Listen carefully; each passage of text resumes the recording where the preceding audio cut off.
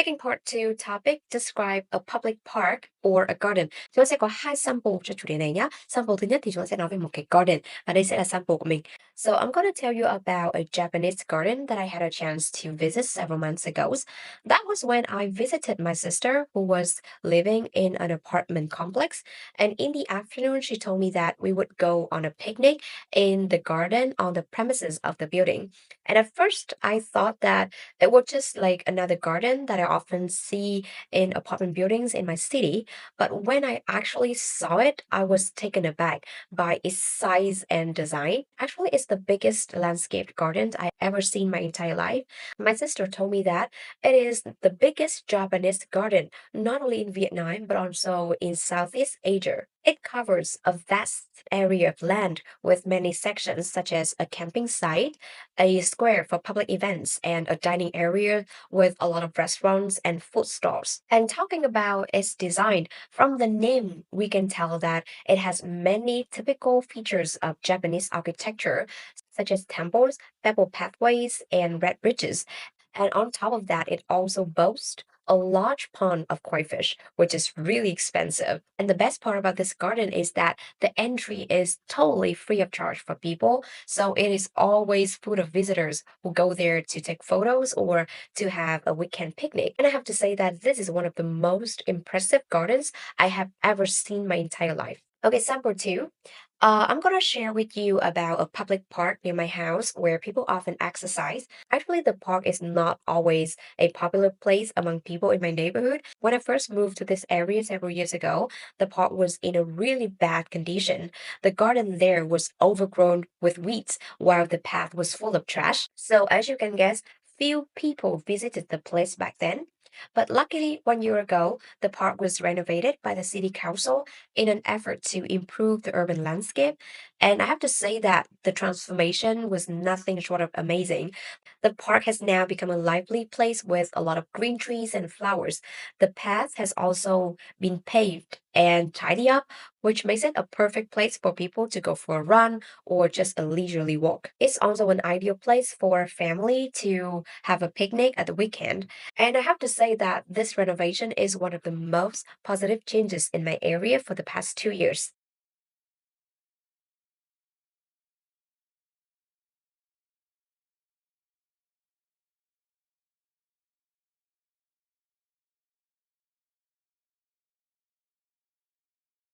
Một người không thích và không sử dụng nước hoa thì chúng ta sẽ trả lời câu hỏi cho phần nào Speaking Part 1 chủ đề perfume như thế nào nhỉ? Hãy cùng theo dõi sample của mình nhé. Speaking Part 1 topic perfume. Question number 1. Do you like perfume? Number 1. Yes, I am crazy about it. And my all-time favorite is the floral family, which makes me feel more feminine.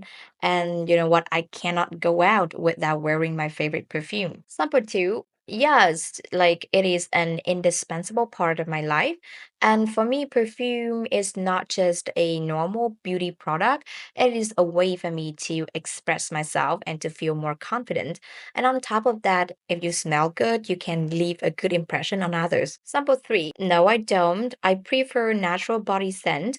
I mean, I want something unique, something me, rather than something mass produced. So I often try to make my body smell good naturally by keeping good hygiene or eating pineapples. Sample four. I love perfume and I'm always attracted to someone who smells good, but I do not wear perfume regularly because the process of choosing a suitable fragrance is way too much effort for me. And on top of that, a bottle of perfume is often beyond my financial reach. Question two. Do you think that perfume is expensive? Simple one.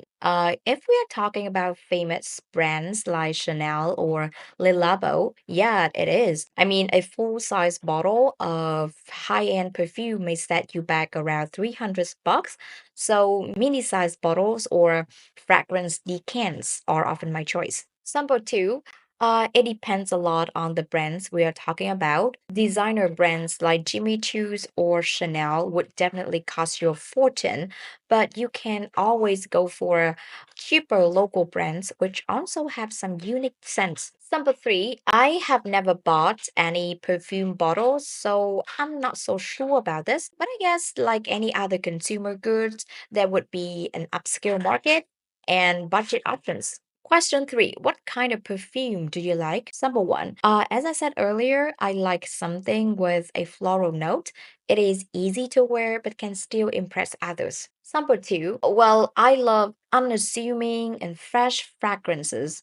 It makes you smell good but do not draw unnecessary attention. And most importantly, it would not give other a headaches. And my all-time favorite is Le Labo 13. Sample 3. Well, I do not know the first thing about fragrance family or notes, but I guess if I ever wear perfume, I would go for something light, fresh, and skin-like.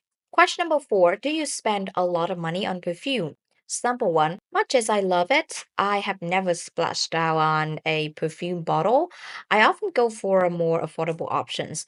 I mean, for the time being, I have more important things to do. Number two, not very often. I mean, only on special occasions like birthdays or when I achieve a milestone would I treat myself to expensive perfume. And for my daily use, I often go for something that is suitable with my budget. Sample three, definitely not. As I said earlier, I am not really a big fan of perfume, so I would never splash out on it. Question number five: would you buy perfume as a gift? Number one, although I love perfume, I don't think that they makes a great gift. This is because choosing a scent for the recipient is quite challenging. And if you ask them, we will lose the surprise element of gift giving, right? Number two, yes, I definitely think that everyone likes a present that makes them smell good. And even when you do not know about the recipient's preference, just go for some easy to wear perfume that everyone might like.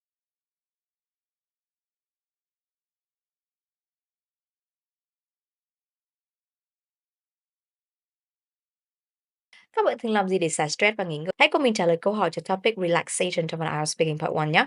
Question 1. What do you do to relax? Sample 1. For a couch potato and a homebody like me, the best way for me to unwind is to lie on my comfy bed surfing the internet. Number 2. I don't know what it is for other people, but for me, doing sports is the best way for me to distress. After work, I often play badminton or go for a run at the park, which is really useful in helping me clear my head after a long day at work. Sample three. There are so many things that I would do when I want to kick back a bit. Sometimes I just turn on some music and sing along to my favorite songs, but there are days I would just pack my bag and go traveling, which can help me take a break from my daily grind, even for a short while. Question two: do you think doing sports is a good way for people to relax? Sample one. Not for a person like me. As I said earlier, I am usually just too lazy to go out and do any sports. And on top of that, to me, it is too tiring to be enjoyable. Number two, definitely yes. I already told you that earlier, right? And although I feel really tired after doing sports, in a way, it helps me recharge my battery ready for the next day. And even for those who think that sports is not for them, I'm pretty sure that if they just give it a try, they will be surprised at how relaxed it makes them feel. Number three, definitely yes. Although I don't do sports very regularly, whenever I play any kind of sports, I feel really relaxed afterward. I mean, I would sweat a lot, I would be out of breath, but somehow I forget about all the stresses or problems I faced earlier in the day. It's so magical, right? Number three, do you people like to listen to music to relax? Yeah, I believe that many people love listening to music in their downtime, and there are various music genres for this purpose. Some people may listen to slow, calming songs, while others may go for upbeat music to get their energy levels back. Question four: do you think that vacation is a good time for people to relax? Simple one, definitely yes. I think that it is a great way for us to temporarily escapes from our daily stresses and enjoying beautiful sceneries or experience new activities.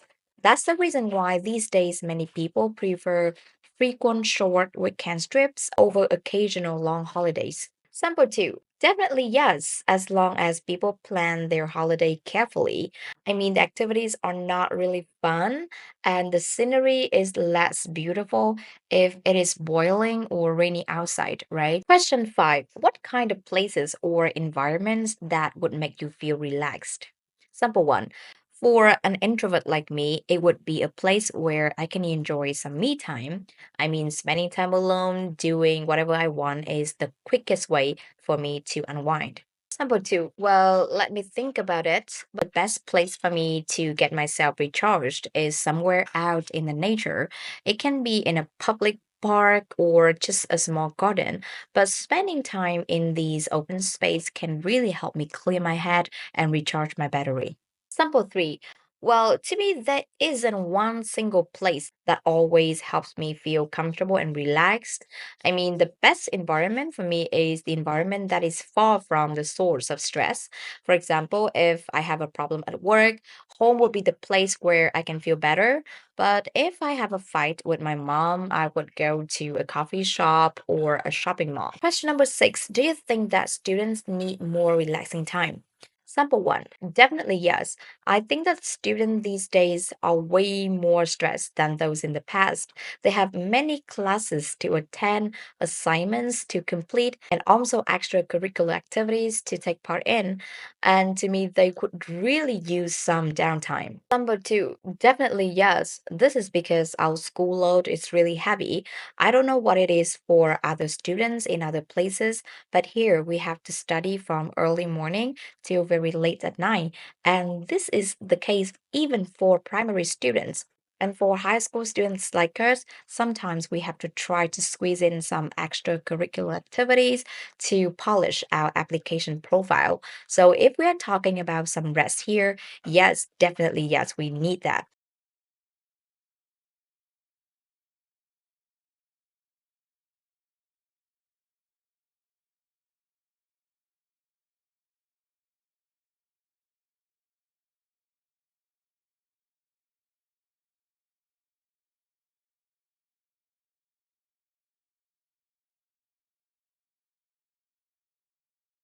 Cùng mình triển khai sample cho topic views trong phần IELTS Speaking Part 1 nhé.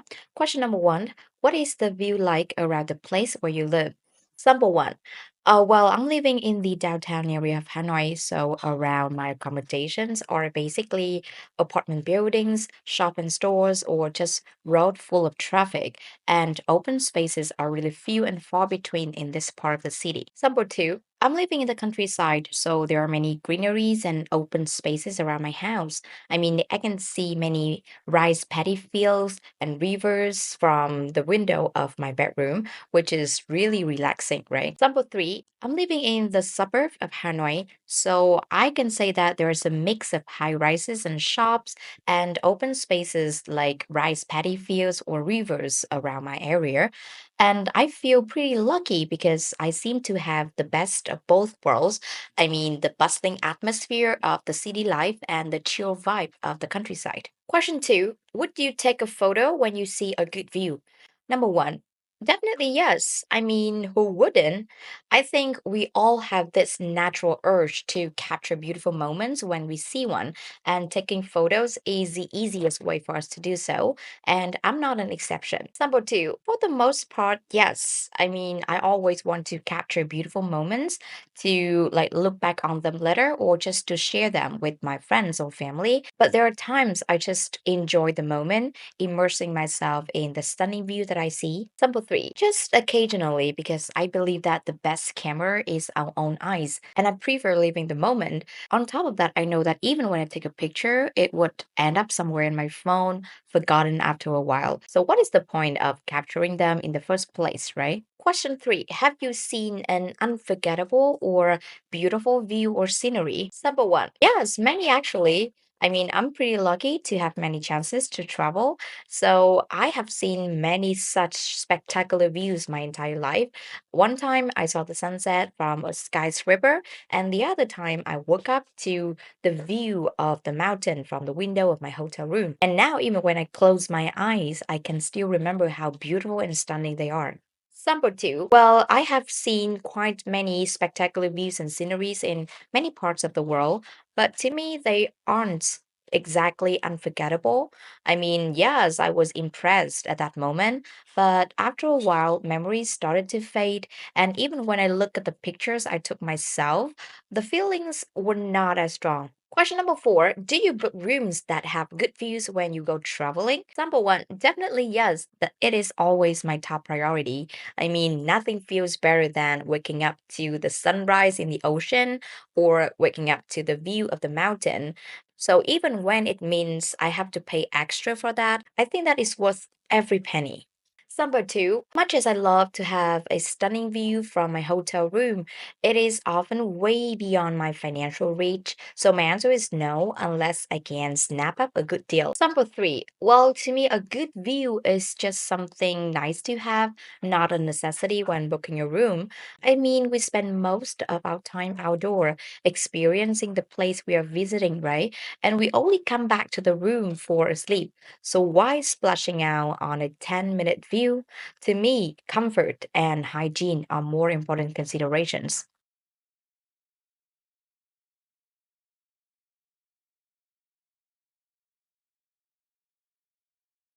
Describe a historical building you want to know more about. Well, this topic is indeed tricky for me because I do not know the first thing about architecture or history. And although I'm living in Hanoi, which is well known for its rich architectural and cultural heritage, actually, I have never set foot to any of these sites. And the only place that I know a little bit about is Tuamudkot or One Pillar Pagoda.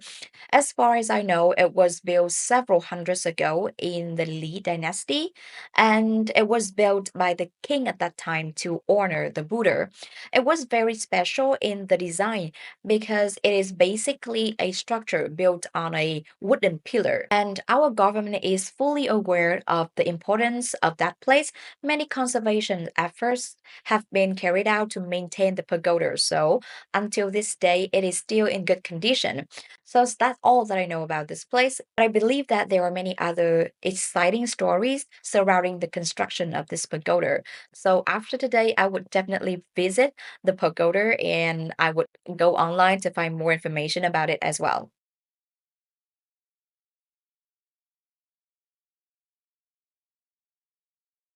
Speaking part two topic, describe a place where things are expensive. So when it comes to a place where things are exorbitantly expensive, I think that nothing can top department stores.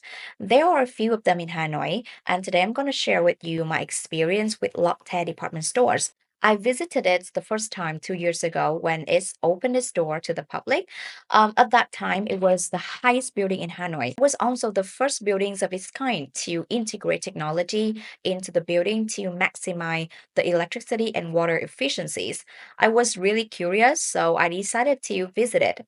My first impression of the building was that it was modern and luxurious with a glass exteriors. But as I entered the building, what shocked me even more was the price tag. I mean, a plain t-shirt can cost about 100 bucks, and a pair of jeans may set you back twice that amount. I thought to myself at that time, was it made of gold or something? That said, totally understand that when we do our shopping at a department store like this, we not only have to pay for the price of the product itself, but also for the customer service and also the shopping experience in an upscale area. Anyway, the products there were just way beyond my financial reach. So as you can guess, I just did some window shopping and then I came back home without buying anything.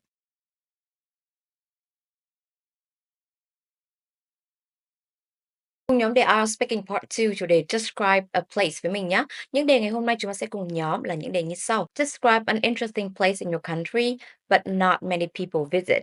Number 2, describe a natural place you enjoy going to. Number 3, describe a place you visited with your friends where you had a good time. Number 4, describe a place in your hometown where you would like to take your friends or family. Number 5, describe a crowded place you went to. Trong bài này debate thì chúng ta sẽ chọn một nơi mà có cái độ chi tiết cao nhất, đó là một cái interesting place, một cái nơi thú vị nhưng không nhiều người đến thăm. Với debate này thì mình sẽ chọn một địa điểm du lịch nó rất là đẹp và hoang sơ nhưng không có nhiều người đến bởi vì là đường đi nó sẽ hơi khó. Vậy thì sample base này thì mình sẽ làm như sau nhé. I'm going to talk about a wild waterfall I visited with my friends last year. I still remember that it was a big holiday and we had up to 5 days off, but we were so fed up with overcrowded tourist attractions, so we decided to look for a new, quieter location. Then we came across a picture of a waterfall in a travel blog. The author wrote that it was a hidden gem in the north only known to adventurers and hikers. After a moment of hesitation, we decided to pack our bags and set off. Only then did I realize why it is not a popular tourist spot. I mean, we had to drive bumpy and winding roads for about nearly 2 hours, but the challenge didn't stop there. We had to go hiking through a small forest and then climb around 100 of steps before we could reach the waterfall.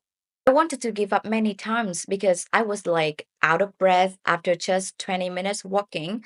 But then I managed to get to the top, and you know what? It was totally worth it. The cascade of water from tier to tier was truly captivating, and I had never seen anything that beautiful. We had a picnic there. Of course, without being irritated by the noise from the crowd. Also, we didn't have to worry that someone would get in our frame while we took the photos.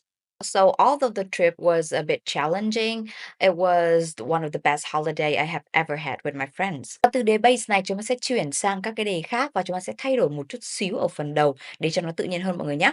Bây giờ chúng ta sẽ cùng làm đề số 2 đó là describe a place you visit with your friends where you had a good time. I'm gonna share with you a motorbike road trip to a wild waterfall I had with my friends last year. Actually, we always go on a summer vacation together and we have been to many famous tourist attractions in Vietnam. But last year, we wanted a change of pace, so we did some research online to find a new, quieter location. And then we found a hidden gem in a mountainous area in the north of Hanoi. Although we didn't have much experience in road trips, we decided to go there by motorbike. And it was tough indeed. We had to drive bumpy, winding roads for nearly 2 hours, and then we had to go hiking through a small forest, climbing hundreds of steps before we could reach the waterfall. I really wanted to give up many times because I was out of breath after just 20 minutes walking, but then I managed to get to the top, and I have to tell you that it was totally worth it. We literally jumped and screamed when we saw the cascade of water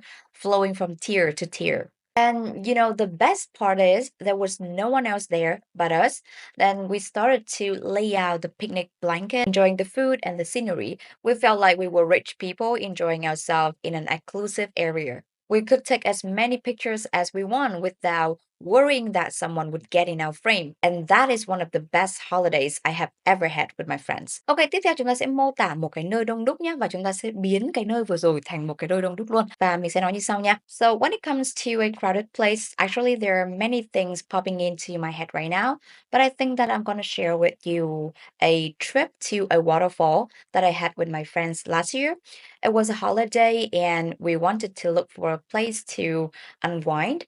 But we were so fed up with overcrowded tourist attractions that we had been to, so we wanted to find a new place.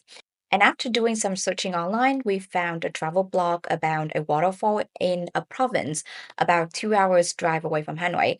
The author wrote that it was a hidden gem, only known to adventurers and hikers because it was quite difficult to get there. We were really happy thinking that we could finally find a place for ourselves. And then we packed our bag and set off. It was indeed challenging to get to that destination. We had to drive on bumpy roads for nearly 2 hours, and then we had to go hiking through a small forest before we could reach that waterfall. And the moment we saw it, we were shocked. Not only because of the unspoiled beauty of the waterfall, but also it was not as quiet as we thought. There were actually many groups of visitors already there waiting to take their pictures. We were really disappointed But because it was so hard for us to get there, we couldn't just come back empty-handed, right? So we decided to wait for our turn as well. And you know what? It was so crowded that we didn't even have a space to lay out our picnic blanket, and we just stood there for about 30 minutes. Although I had to admit that the photos were stunning, I would never come back to that place again. And that experience teaches me a life lesson that you have to think twice before believing anything you see online. Với đề về một cái nơi ở quê hương của bạn mà bạn muốn đưa bố mẹ và bạn bè đến, thì các bạn có thể kéo về cái chủ đề waterfall vừa rồi bằng cách nói rằng là bạn sống ở một cái nơi, ví dụ bạn sống ở một cái làng quê rất là nhỏ và không có nhiều cái nơi thú vị để đến thăm, nên là bạn sẽ kéo nó sang một cái nơi khác mà bạn biết tới gần đây. Hoặc kể cả bạn sống ở Hà Nội, những cái thành các bạn cũng có thể nói rằng là ở những thành phố lớn như thế này thì chủ yếu nó sẽ chỉ có những cái khu vui chơi thôi, mà các bạn thích đến những cái nơi mà có vẻ đẹp thiên nhiên hơn, nên là các bạn sẽ muốn đến một cái nơi A này, thì John sẽ có thể nói như sau nhé. Well, actually, my hometown is a small agricultural village where there aren't many exciting places for people to enjoy their time. So, a place that I really want to go with my friends is a waterfall that my cousin told me. Actually, he had just come back from the trip to that waterfall, and what he told me about it got me really excited.